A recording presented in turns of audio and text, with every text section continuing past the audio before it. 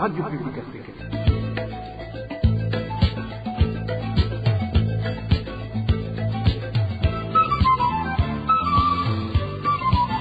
Radio Publique Africaine.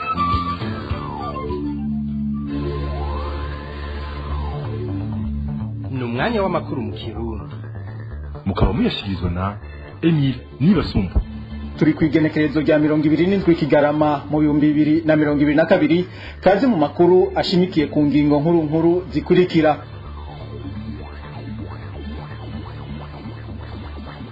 Ibijanye n'amafaranga Evariste Ndayishimiye yamavuga ngo yagaruje mu bari bayanyuruje bikwiye kuja mu muco. Ivyo bishikirizwa na Faustin Ndikumana ahamenyesha ko ayo mahera adakwiye gushigwa mu minwe y'umukuru w'igihugu.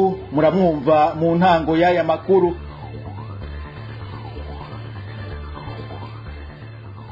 Ibisyera vyonona imirima ubu bigeze mu Kabezi. Abanyagihugu bo muri iyo komine y'intara ya Bujumbura basaba leta kugira icikoze kuko ngo bashobora guterwa n'amapfa. Nkuko bisanzwe ku minsi ya kabiri twabateguriye ikiganiro ubahuka. Uno munsi Onezime Dushimagize atubwira ibijanye n'agatotezo kagirirwa baharanira agateka kazina muntu hamwe n'abanyepolitike. Mukanya turaja mu idonido.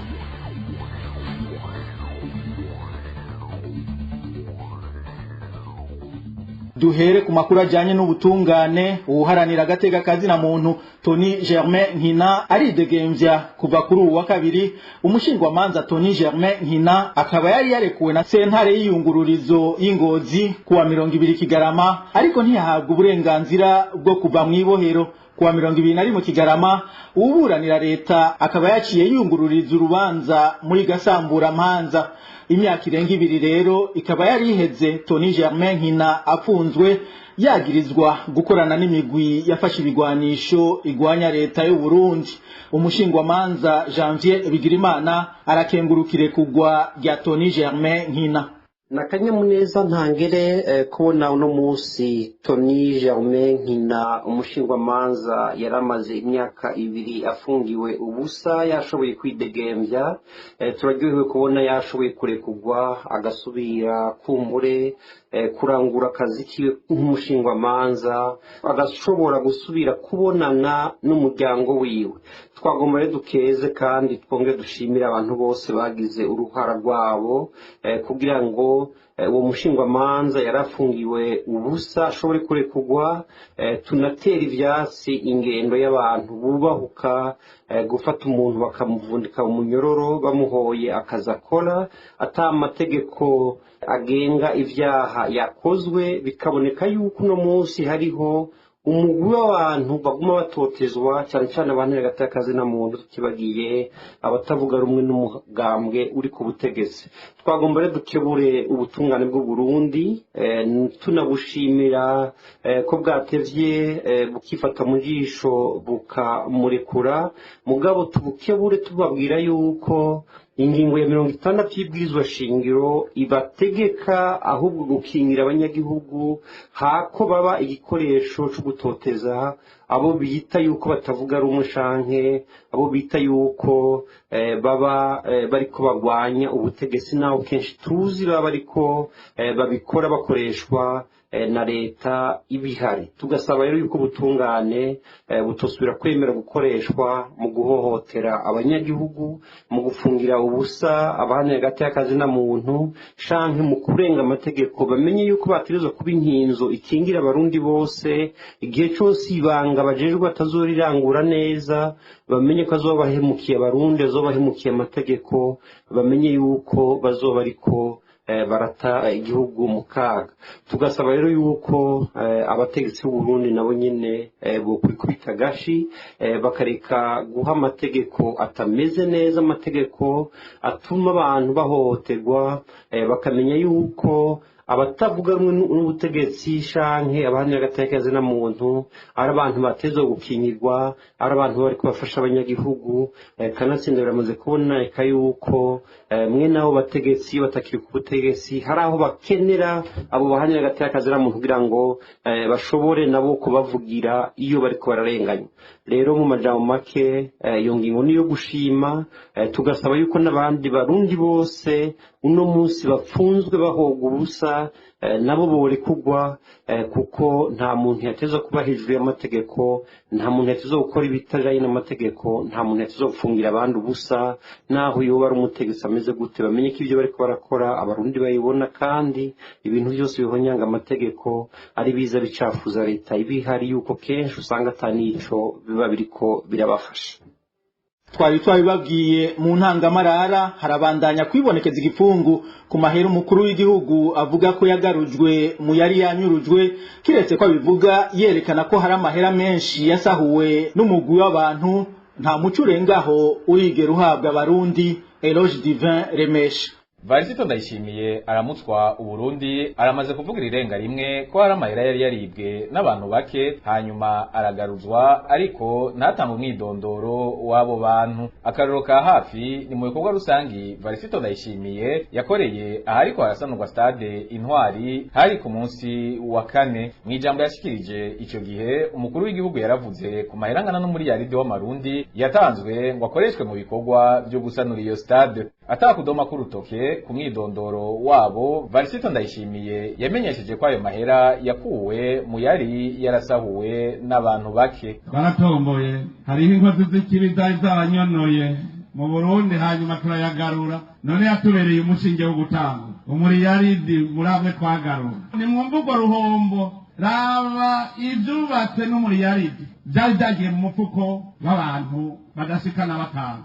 Ndaha iryo tunga ni muri rabe mubone ico arico kw'ibitunga ry'igihugu. Haraciye amezi 10 umukuru w'igihugu yari yavuze kandi ku mahera yagarujwe yari yaribwe. Ico gihe yari mu rugendo mu gihugu cy'Ububirigi, mu kiganiro yagiranye n'abarundi baba mu bihugu byo ku mugabane wa Buraya, aho yamenyesheje ko hagarujwe imiliyaridi 4 zari zaribwe. Abajijwe aboba bivye ayo mahera hamwe no kungene aheza agakoreshwa inyuma y'ukugaruzwa, Varisito Ndayishimiye yishuye gusa kwibijanye n'ayo mahera ariwe abikurikirana kugira akoreshwe neza. Ndavuze yari yizera yatwaye no kuvuga n'ubu ntaho twopfuye tubonye arya mahera yagarukanye ndetse n'ugura code speciale icungerewe na jewe na ministre wa finance gusa yuko n'ubundi bari bayize kare bahora bizirira bakatwara akagenda kopoko. Mu itegeko rigena uburyo leta izokoresha mu mwaka w'ibihumbi 2022 ushira ibihumbi 2023 mu gice cyagenewe ayazinjira mu kigega cya leta haranditswe ko ayagarujwe yibwe azokoreshwa angana n'imiliyaridi 3 z'amarundi. Ku bwabamwe n'abandi mu bakurikiranira hafi ibibera mu Burundi ngo kubijanywe n'ivyayo mahera bivugwa ko yibwe akagaruzwa haribonekezamwe ibinyegezwa na rigata muco ko mwidondoro w'abari bayasahuye urahabwa abarundi. Uruganda rwa RPA rwahamagaye kuri telefone umuvugizi w'umukuru w'igihugu Alain Diomede Nzeyimana kugira twumve ico bivuga ko ariko turamukena. Faustin Ndikumana abona ko umukuru w'igihugu akwiye nyabuna kwerekana abantu bari bivye ayo mafaranga akanamenyesha abanyagihugu ayo bivye uko angana. Kubwo arongo ishirahamwe Parsem hama hahanwa udufi duto duto mu gihe ibihangange umukuru w'igihugu atinya no kubivuga mw'izina. Faustin Ndikumana abona ko amafaranga yoba yagarujwe avuye mu bayasahuye adakwiye gushirwa mu minwe y'umukuru w'igihugu. Jeno bakwibyo rwangiture biri kubera bakayobera bahinga kuko sinubwa mbere tugize iminsi tubivuga kuva kwa bahera yasubijwe yafashije ibi ayo mafaranga nangahe nta raporo nimwe yanditse yerekana abayivye bari hehe ubutumwa ko batabakurikirana babogojwe cyangwa ntibabogojwe ibyo bumva bintu bishoboka. Hari umustanteri y'ivyinte bamufaze ngo y'ivyinte amabati arara mu gasho mbego busanteri ko atosubiza ayo mabati atosubiza izo ntete nawe ngo abandanya amabanga ariko Jesu ruba leta ngisha bangi kiragwanya giturire hakiri imvugo nka bene izo ko zirabushanye cyane.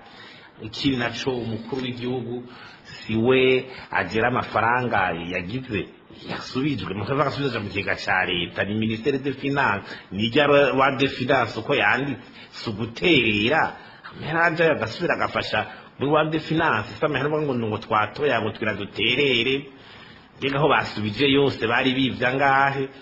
Nibaza ko harakwiye kuba kameme ico no kwita mu gifaransa ibijanye no kugwanya igiturire hakabamwo coherence kugira abantu ntibumva ubutumwa diferama kuko abantu bazosha ibibazo bati mbega nduko mustanteri wo mu rumonge cyangwa bavuga ngo amabati bavuga ngo imifuko yinaka y'ibigori canke ikingo yibwe ngo yageze mu gasho uwundi nawe yasubije muri yaridi yari yawihaye yivye ikindi naco kiriko birasubiza inyuma akamaro k'inzego muri igihugu cy'u Burundi menga inzego ntaco zikimaze izo zikora mu by'intwari rero kuko zitanga amaraporo y'ivyo byose ziza gukora. Uwo ni Faustin Ndikumana arongoye ishirahamwe rihamagarira abarundi gukanura no guhindura ingendo Parsem. Mukanya turababwira ibijanye n'udukoko twateye imirima mu mihingo itandukanye y'igihugu. Mu makuru yacu yejo twarababwiye udukoko tubangamiye imirima harimo ibifyera. Ivyo bifyera rero ubu biribonekeza mu makomine atandukanye yegereye ikiyaga Tanganyika. Abanyagihugu bo muri komine Kabezi mu ntara ya Bujumbura bavuga ko bigiye kubatera amapfa kuko ngo vyakwiragiye mu mirima yabo. Ido nido na Eric Niyonzima. Muri komine Kabezi ivyo bifyera bimaze kwigarura igice kitari gito. Ku mutumba Ramba ibifyera bigisubije ku ducimbiri twa Nyabage. Ku mutumba Kabezi ibifyera biteye isibe ku ducimbiri twa Mugongo na Ruhana. Nayo ku mutumba Migera ibifyera bikabivugwa mu ducimbiri twa Buhinda, Karonge na Kigobe. Ibiharage ibigori kandi imyumbati abanyagihugu naco bizeye kwa Noba. Dufatiye nko mu Kabezi biri ku mutumba Ramba bivugwa cyane mu gacimbiri Nyabage. Aho rero asa nk'asirikaye gose. Hanyuma ibyo zonona navyo urumva bijya ibiharage wanakwibura guhita ibiharage bashaka bito bito bijya ibiharage usanga ibiharage cumye urumva biragisa hanyuma ibigori navyo niko kuko imyumbati nayo bimera nk'ibishishura igishishwa c'igiterwa terwa ariko gishishutse. Abanyagihugu barituye bajeje intwaro ariko barabahebuza. Uyu musi rero mu kwigwanako abanyagihugu bakoresha cyane umunyota. Abanyagihugu bose bavuze ko bituye komine yabahakaniye ko ata muti ashobora gupompa gonome yabahakaniye umva abanyagihugu baca bikora ku buryo bwabo no kuvuga ngo baza barabitora bakavyegeranya bakabishirako umunyota rero uramera nk'uwuvyibye. Mu rugendo intumwa z'ubushikiranganji mu vy'ubujeje bwakoze ku munsi wa kane uheze muri zone Gitaza ya komine Muhuta mu ntara ya Rumonge basikiye abanyagihugu umuti witwa Metadeide kugira bageze barabe ko ari ico bafasha. Tubibutse ko ivyo bifyera ikambere n'utundi dukoko tubangamiye hejuru ya Kabezi amakomine ya Muhuta na Bugarama yo mu ntara ya Rumonge habangamiwe uburere buhanamiye ikiyaga Tanganyika.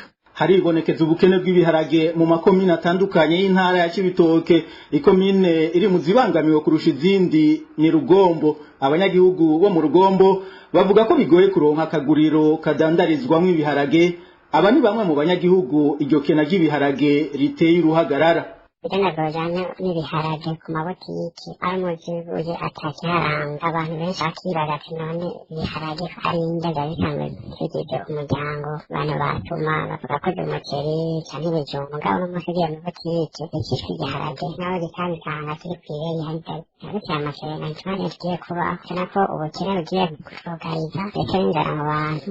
Hariho n'abantu bari bagiye kubirondera ejo muri komine Mugina aho basanzwe bita muri Nyeshenza naho nyene barayibuze ntavyo bigeze baronka. Muri komine Mabayi niko kuko nabo nyene bariko baza kubirondera ino kandi muri komine Mabayi nkuko dusanzwe tuzi ko hakunze kuboneka ibiharage vyiza benshi bakunze kwita Rubavu. Ntituzi rero ko ari ya ndinganizo leta yasizeho yo kuvuga ati nta bidandazwa bizoza mu ntara vyinjira mu zindi ntabwo tuzi ko ari vya bintu bakinikana vy'ibitoro. Aha muri komine Rugombo hariho nk'amadepo arenga 20 yafunze ibiharage no gutuma cyumuti muri komine Rugombo nta biharage bigihari depo nini arifunze ibiharage uhasanga n'igiharage na kimwe ibiharage byabuze kandi mubona yuko ari mu minsi mikuru none twakibaza nka bene gihugu abantu bazogura iki bazofungura iki kuri zibona komine nzima yose ibura ibiharage akamarama ikigaragara cy'amakenga no kuri leta rero kuraba ingene yogerageza igahimiriza cyangwa niba ari icyo yofasha igafasha kugira turate ibyo bimugaye bitugize ko bifite kandi bikabona nk'uko biri bisanzwe biboneka ku masoko atandukanye. Mukanya turatandukira ibijyanye na politike. Kuva kuri uwa mbere haratanguye igisabisho cy'igihugu cyo gushimira Imana muri Paruwasi Gasura iri muri komine Vumbi mu ntara ya Kirundo. Bitegekanijwe ko ico gikorane kimara iminsi 6. Abari mu nzego zitandukanye zirongoye igihugu harimo n'umuryango w'umukuru w'igihugu bari muri ico gisabisho kirimo n'abandi banyagihugu. Mu nkuka y'imisa yasomwe na Musenyeri Yohakimu Ntahondereye yahamagariye abategetsi bose b'igihugu kubahiriza intungane. Kubwiwe umuntu w'intungane yamafatwa nk'umwansi akwiye gucishwa ku buhomba. Kurikire Musenyeri Yohakimu Ntahondereye wa diyoseze ya Muyinga. Kuva na kare ataranigira n'umuntu uyu Yesu Kristo ari we jambo w'Imana yari yarabivuze ko babandi bibara uko batari bakifata nk'abataremwe n'Imana bagaheza bakihebera ikibi ko bene abo baterekwa intungane. Igitabo cy'ubwitonzi kibatwumvisha bagira bati ubuzima bwacu ni bugufi kandi burababaje, nta muti w'urupfu rw'umuntu uriho kandi nta muntu azwi yavuye ikuzimu. Nimuze rero twiryoherererwe n'ibyiza by'ubu, twibundire umuntu w'intungane kuko ni intambamyi kuri twebwe kandi ararwanya ibikorwa byacu. Yatubereye icyagirizi cy'ibyiyumviro byacu no kumubona bitubera umuzigo kuko ubuzima bwiwe buratandukanye n'ubw'abandi. Abo bantu barashobora kubaho. Stefano turiko turibuka uyu munsi nicyo yishwe azira, uretse nuko uburyo yarabayeho bwari buhushanye n'ubw'abakuru b'Abayuda. Yarubahutse arahangana nabo, asoma mu mucyo mushasha w'urupfu n'uzuka bya Kristo ijambo ry'Imana nabo nyene bari basanzwe basoma mu bundi buryo. Arubahuka nabo twumvise ingene bamufashe. Mumbabarire cyubahiro ko ku munsi nk'uyu kugurura umugirwa w'igihugu wo gukengurukira Imana ndiko ndavuga iby'uruhamo n'urupfu biraririye umuntu w'intungane. Ntimuhave mugira ngo nibyo nadukanye nkana abanamba. Ndabibakuriwe n'ijambo ry'Imana riramutse uyu munsi muri Eklezia Katolika kubera umunsi mukuru wa Stefano Mweranda yishwa ahorwa ukwemera Rukristo kwiwe. Ibi rero ntimugire ngo ndabisubiriyemwo abato bato bonyene batagira abo bategeka. Erega burya nta mukuru abura mukuru we. Ni ukuvuga rero ko n'uwufise abategeka aramutse abaye intungane nk'uko Imana y'ukuri twamenyeshejwe na Yesu Kristo ivyifuza, birashoboka ko yinubwa agategwa imitego no gushengezwa agashengezwa, bidashobotse naho akangirizwa mu bundi buryo. Ibijyanye na politike nyene nivyo tubashikiriza mu rukurikirane rw'ivyagiye biraranga ibisata nkoramutima vy'igihugu. Ico gisata hanini caranzwe n'ihindagurika rya leta hamwe no kutihanganiranira. Josiane Muzaneza niwe yabiduteguriye. Inkuru yavuzwe cyane muri politike ni yikomboga ubutarariye y'uwahoze ari umushikiranganje wa mbere arengiyo mu Bunyoni. Ikurwa ryatangaje abatari bake kandi n'uburi kiriko kubera ko ryaranzwe n'igifungu cinshi narije hariko havugangwa ivyo abariko bagomba gutembagaza ubutegetsi. Urukurukuru mbere rwazanywe n'uburamutwe igihugu wenye n'ubwiwe President Evariste Ndayishimiye. Arengiyo mu Bunyoni akaba yasubirirwa muri ayo mabanga na General Gervais Ndirakobuca yahora aramutswe ubushikiranganje bw'intwaro yo hagati mu gihugu be n'umutekano hari ku munsi wa gatatu igenekerezo rya Nyakanga uyu mwaka. Ico gihe abashinga amateka batumwe iki gitaraganya kwemeza uyo mushikiranganje wa mbere mushasha ivyo bakoze 100% naho bagumye basaba kubanza kubwirwa ico wa mbere ahowe bakabura inyishu mbere banategekwa gutora badugije ukuboko aho gutora mwibanga. Iryo joro nyene ryo kuwandwa Nyakanga haci yashikirizwa leta nshasha. Iyo nayo ikaba yarigizwe hanini n'abashikiranganje 10 bahahora hamwe na 5 bashasha aribo Martin Iteretse yahawe ubushikiranganje bwo hagati mu gihugu umutekano n'iterambere ry'amakomine. Odasi Niyonzima yajejwe kurongora ubushikiranganje bw'ikigaga ca leta. Sanctus Niragira ahabwa ubushikiranganje bw'uburimyi n'ubworozi amwe n'ibidukikije. Dieudonné Dukundane ashingwa kurongora ubushikiranganje bujejwe inyubako hamwe na Deo Rusengwa Mihigo yahawe ubushikiranganje bw'akazi n'abakozi. Uretse iryo hindagurika rya leta uyu mwaka waranzwe kandi muri politike no kutihanganiranirana mu vya politike. Aha abanywanyi b'umugambwe CNL akaba aribo bagumye batotezwa n'umugambwe uri ku butegetsi wifashishije urwaruka rwawo rw'imbonerakure na bamwe mu bajejwe intwaro. Bamwe bakaba barakubaguwe abandi baburabuzwa mu bikorwa vyabo yaba ivy'umugambwe canke ivyabo bwite. Aha ntitwokwibagira n'imyidogo y'abashinga amateka kubijanye n'uburyo batumwa ko hahonyanzwe ibwirizwa shingiro. Ivyo bikaba vyigaragaje ku wa 14 Nyakanga ahabo baserukira abanyagihugu batumwa kigitaraganya ngo baje gutora abazoserukira Burundi mu nama nshinga amateka y'umuryango wa Afrika y'ubuseruko. Ico gihe amatora akaba yabaye abashinga amateka b'umugambwe CNL bari hanze biyamiriza ico bisa gasuzuguro. urakoze Josiane Muzaneza. Ubu naho dukubitire mu karere ka Afrika y'ubuseruko aho ikibazo kijanye n'imigwi y'abagwanyi bari muri Republika ya Demokarasi ya Kongo gisa n'ikitabonwa kumwe na bamwe mu bategetsi bo mu karere, mu gihe umuhuza Uhuru Kenyatta yaheruka gusaba ko abarongoye ibihugu boganira n'abagwanyi babiturukamwo. Umukuru w'igihugu ca Uganda Yoweri Kaguta Museveni wewe avuga ko iyo migwi ari kuyigwanya nyabuna ikomoka. Iyi nkuru tuyishikirizwa na Dani Claire Iratwumva. Imigwi y'abagwanyi b'abanyamahanga iri muri Kongo nk'aba ADF bo mu Buganda, aba FDLR bo mu Rwanda hamwe n'abarodi tabara bo mu Burundi ntibazokwemera gutahuka mu mahoro, tuzokoresha inguvu. Ivyo nivyo vyashikirijwe na Perezida Yoweri Kaguta Museveni mu kiganiro yari yaramutse aho abamenyesha makuru kuri uyu wa 23 Kigarama.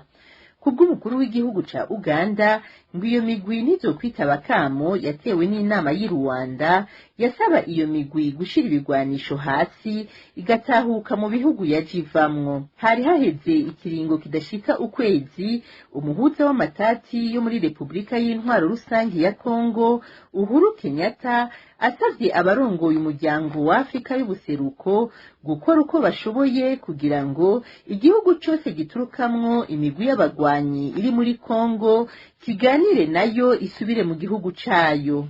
Ya kwanza mulisema twavuze yuko ikibazo kijanye n'imigwi yindi iva mu bindi bihugu twagishikirije abarongoye umuryango w'ibihugu vya Afrika y'ubuseruko kugira ngo basabe buri gihugu cyose kuganira n'abantu babo gutyo basubiri wabo bariki igihugu cha Kongo kibeho mu mahoro, kuishi na kuongea na watu wao warudi makwao na watulie makwao, wawache Kongo na amani yake. Mu cegeranyo bashikirije umuhuza Uhuru Kenyatta igihe yari karasozera urugendo rwiwe muri Republika y'Intwaro Rusangi ya Kongo mu mpera z'ukwezi kwa Munyonyo, amashirahamwe adaharanira ivyicaro vya politike bakaba bamusaba ko ibihugu vyo mu karere vyotanguza ibiganiro n'imigwi y'abagwanyi icumbitse mu buseruko bwa Kongo kugira umutekano ugaruke mu banyagihugu. Urakoze Dani Claire Iratwumva. Mukanya turatandukira igice ca kabiri c'aya makuru cahariwe ikigabane ubahuka.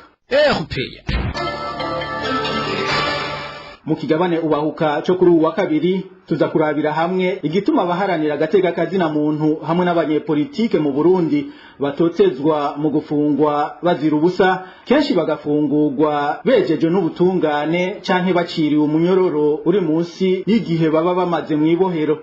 Abatumire bacu baraza gutanga intumbero y'ingene uhuye n'ibibazo nk'ivyo yo kwitwara hamwe n'ibitegekanywa n'amategeko mu kurenganurwa mu butungane. Ikigabane ubahuka mugishikirizwa na Onezime Dushimagize.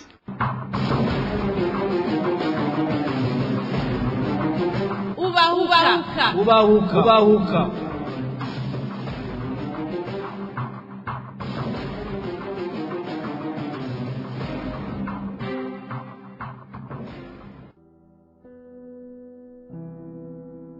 Haraheze igihe kitari gito mu gihugu hibonekeza ingendo y'ubutungane budatunganiriza bose, aho bamwe mu batavuga rumwe na leta no mu basanzwe baharanira agateka kazina muntu batabonwa neza na leta y'u Burundi bagirizwa iki canke kiriya bagafatwa bagapfungwa.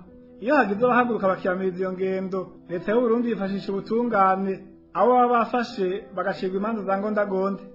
Mbene kuko umuntu afatwa nkavundira mu buroko imyaka n'imyaka mu nyuma akezwa canke agahabwa igihano kiri munsi y'umwanya yari amaze mu buroko. Mbega amategeko avuga iki ku bijanye no gufungwa utashirirwa urubanza? Uwahuye n'ivyo bibazo vy'ihohoterwa bikorwa na leta niyihe nyifato yogira?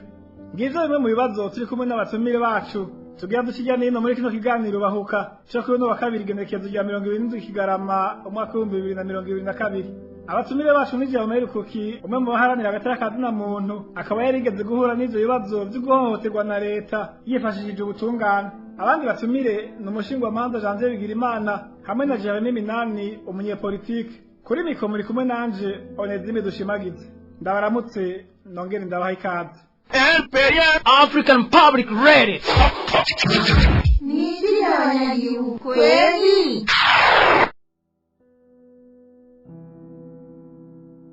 Gufungwa wese leta ibona ko ari intambamyi mu bitagenda neza ikorera abanyagihugu biribonekeza cyane kuri intwaro y'umugambo CNDD-FDD.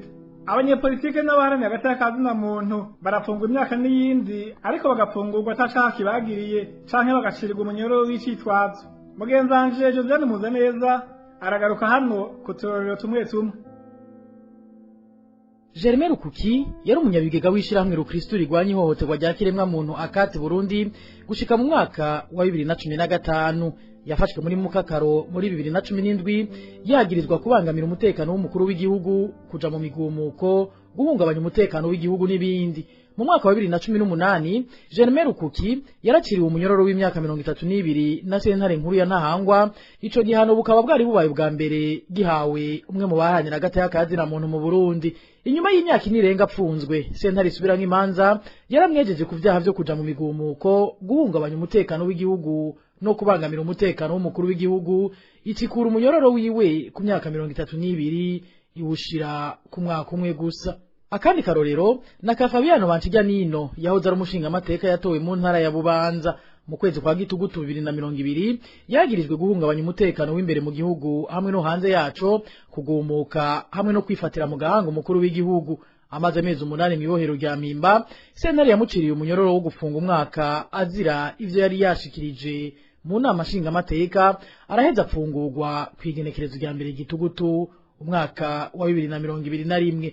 Akarorero kagira gatatu nako umushingwa manza Tony Germain Nkina yahoze ari mwishirahamwe riharanira agateka ka zina muntu hamwe n'akabanyororo APRODH mu mfunyapfunyo gushika mu mwaka wa 2015. Yafatiwe ikabarore kwigenekerezo rya 13 Gitugutu umwaka wa 2020 mu gihe yaragiye kunganira umunyagihugu yarasanzwe aburanira. Mu mwaka wa 2021 mu kwezi kwa gatandatu niho yacigwa urubanza yagirizwa gukorana n'imigwi igwana, sentare nkuru ya Kayanza itimucira gupfungwa imyaka 5.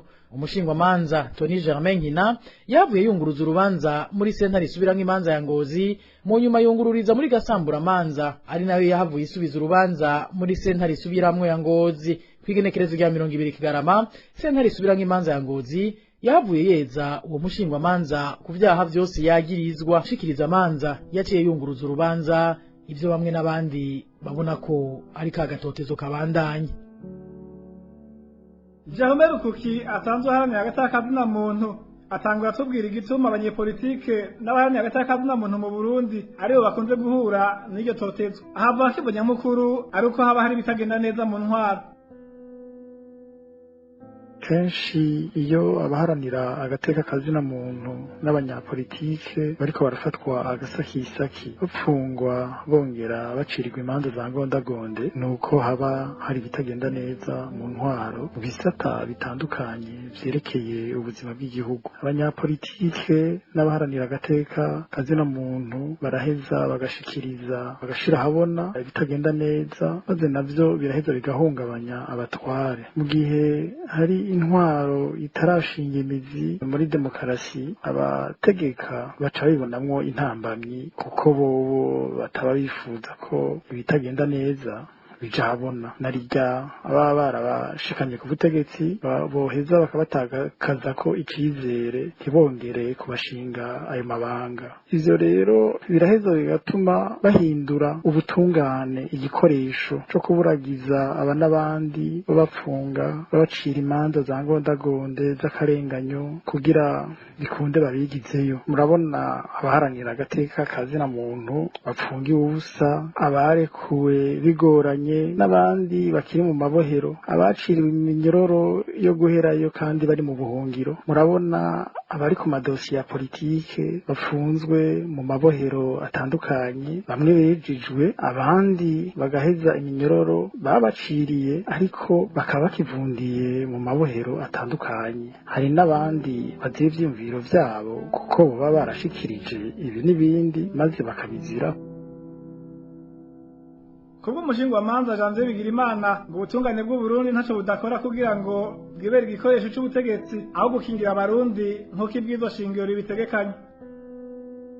mu Burundi hari ingendo yo gutoteza abatavuga rumwe n'ubutegetsi buhari, cyane cyane abanyepolitiki bo mu migambwe itavuga rumwe n'umugambwe CNDD-FDD, tutibagiye abahanira agateka ka zina muntu harimwo abo mu mashirahamwe adahanira ibyiciro vya politike co kimwe n'abamenyesha amakuru. Iyo ngendo rero kandi iranashigikiwe n'ubutungane bw'u Burundi, aho ubwo butungane biboneka yuko bukora ibishoboka byose kugira ngo bube igikoresho c'ubwo butegetsi aho gukingira abarundi nk'uko amategeko cyane cyane ibwirizwa shingiro ribitegekanya mu ngingo ya 60 y'ibwirizwa shingiro, aho iyo bwirizwa shingiro rivuga yuko ubutungane bwagutezwa kuba inkinzo ikingira abarundi amabi ashobora gukorerwa abarundi akozwe n'ubutegetsi, cyane cyane abari mu ntwaro hamwe n'izindi nzego z'igihugu. Birababaje rero kubona uno munsi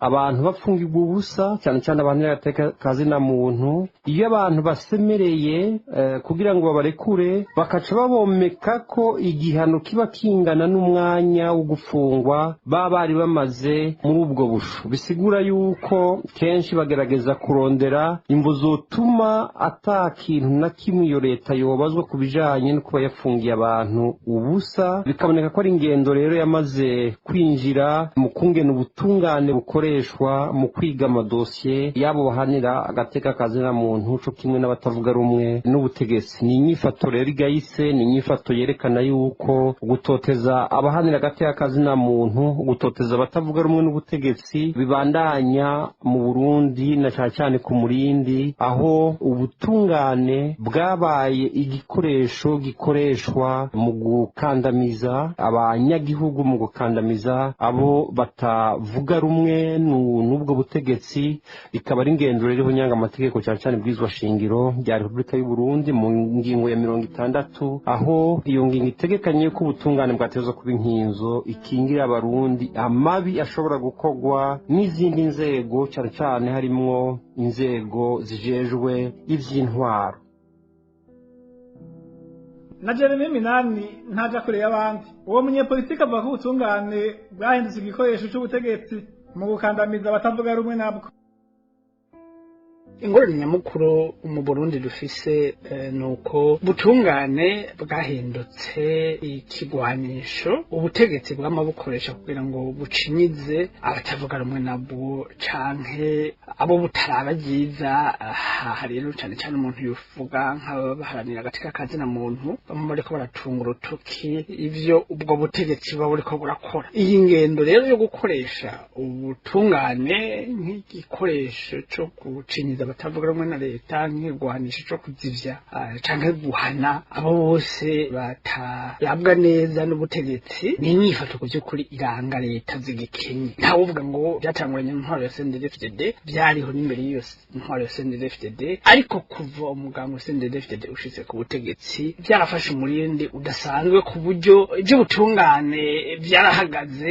Urwego rw'ubutungane bwose rwigarurirwa n'umugambwe, urwego rukoreshwa n'abatwara umugambwe bakongera nabo rwanashaka batwara igihugu. Rero amategeko buronka, abategeko ico bita ubutungane kironka iyo twara igihugu cyangwa batwara umugambwe babonye ko hari umuntu yitwa ko bageramiye ariko aranegurije bakora canke ariko arabakebura, ndabara amategeko yuko kubika mu munyororo wowe uwo muntu kugira ngo amare y'umwanya munini ushoboka. Mu nyuma rero kubera ko kiba kimwagira, baraheza bakatunganya izo manza za ngondagonde zituma acare kugwa yitwa ngo ayejeje icaha. Mu bisanzwe n'ingendo ku by'ukuri yo guhasha mu gihugu cyitwa ko kiraja mu ntwaro ya demokarasi, kuko ni inyifato itandukanye cyane n'intwaro ya demokarasi.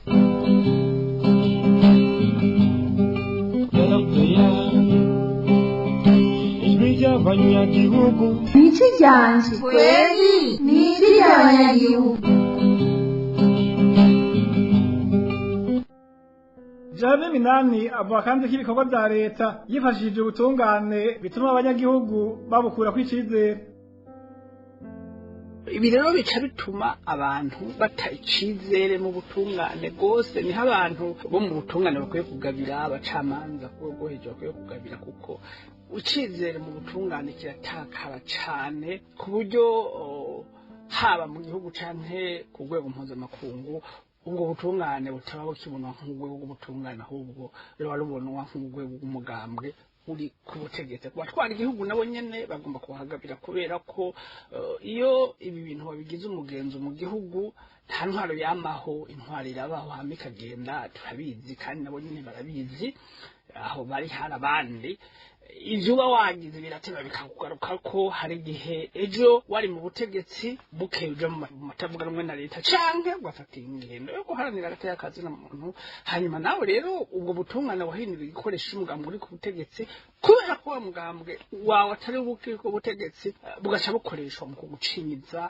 nta muntu ashobora kwibaza umuntu ashobora kuguma mu minyororo nk'imyaka 5 hanyuma ataca kimwagira akagirizwa ibintu bya ngondagondi kubera rero abantu babona ko atavyo se bamwagiriza bagaheza bakagendekeranya utuntu bagaca bamucira minyororo uhuye n'umwanya maze mu gasho canke urenze gato kugira ngo asohoke ahore ibi n'ibintu abantu bagomba kugabira kuko twarabibonye noneho si ibintu umuntu yoronderera kure.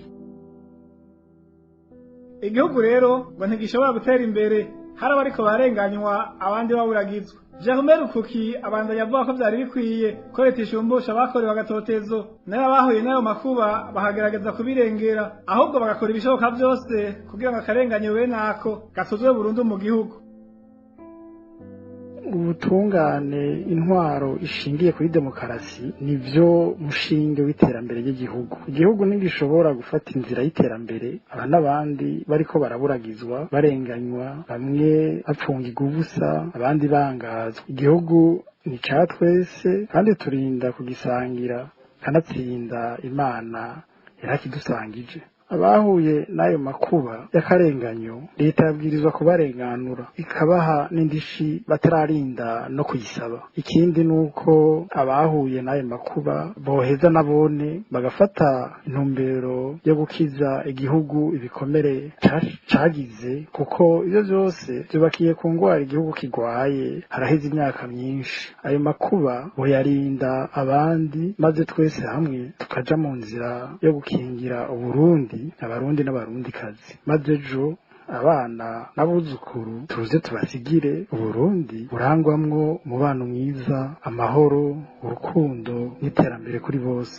Uburundi bw'abarundi bose hamwe butiharijwe n'ubwoko ubu canke ubundi.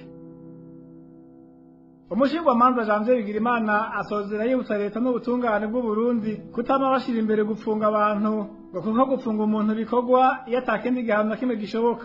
Ahanagira akasigura ryari umuntu apfungwa ataragirwa n'icaha. Ikindi rero nuko birengagiza ibintu biteganywa n'amategeko y'amategeko y'u Burundi canke amategeko mpuzamakungu aho bavuga neza yuko kugira umuntu arinde afungwa haba hariho imvu zihambaye zatekajwe n'amategeko ariko tubona uno munsi ugufunga abantu bisigaye bifatwa nk'ibintu bisanzwe cane na cyane tukabona yuko bacurika amategeko kuko amategeko aravuga neza yuko gufungwa vyategerezwa gukorwa mu gihe atakindi na kimwe gishoboka. Ubundi kwidegemvya k'umuntu niko amateka ashira imbere niko kwategerezwa gukingirwa igihe cyose abantu bariko babakeka ko icaha. N'iryari rero abantu bashobora gupfungwa bagirizwa icaha ni nko mu gihe biboneka yuko icaha gishobora kubandanya gikorwa n'uwo bariko barikeka, igihe ibimenyetso bishobora kuzimanganywa, n'igihe uwo muntu ashobora guhunga ubutungane ariko ahandi amategeko ntiyemera yuko umuntu uwo mufunga ni kubera bamuketse kw'icaha mu gihe ico caha kitaramwagira. Ibikorwa rero no munsi tubona yuko ari gucurika amategeko kuko iyo umuntu bamufunze batarabona yuko ari umuntu kumbure atohava areka kwita ubutungane cyangwa zimanganye ibimenyetso cyangwa abandanya kuri caha bisigura yuko umuntu bamufungiye ubusa. Iyo umuntu rero apfunzwe hawunyanzwa amategeko abafunzwe n'inzego za leta kandi ziba zawunyaza amategeko ntaremera yuko uwo muntu ashobora gusaba indishyi leta, na cyane cyane turibuka yuko nk'ingingo ya 23 y'ibwirizwa shingiro ivuga yuko kizira kikazirizwa yuko umuntu yototezwa n'inzego za leta. Inzego za leta rero zafashe ingingo zo gutoteza umunyagihugu, arafise uburenganzira bwo gusaba yuko leta ihanwa igatanga inshumbusho ku mateka aba yahonyanzwe cyane ku vyaha ku gutotezwa umuntu aba yakorewe. Ariko ivyo rero n'ibitekanywa n'amategeko. Turazi yuko mu Burundi ikintu kijanye no kubahiriza amategeko, ikintu kijanye no gusoma amategeko, yaba abo mu ntwaro baba abo mu butungane birabagora cyane ku buryo uno munsi ibintu byo gukurikiza amategeko biri kure nk'ukwezi. ni kuri ako kagohe dusozere k'ikiganiro bahuka cyo kuri wa kabiri. Ikiganiro cyari gishimikiye hanini ku mvo zituma mu Burundi abajeje hagati y'akazi na muntu n'abanyepolitike batavuga rumwe na leta batotezwa mu gupfungwa atacaha bafite kiretse guhanira gushira no kwizana kw'abanyagihugu. Mwumvise ko gufatwa gasakisaki ko hano na leta biva ku gushaka kuvukira ibitagenda neza biba mu gihugu biba biko bikorwa na leta. Mwumvise kandi ko abo bashikiwe n'ibyo byago byo gutotezwa no gutungane bafise uburenganzira bwo kwitwarira leta basaba kurenganuka. Shimira batumire batuganirije, ndabashimire namwe mwese mwateze yose. Wanezire dushimagize nabashikije kino kiganiro, ndabasezereye perezida Korani. Naho gutaha. Ubahuka.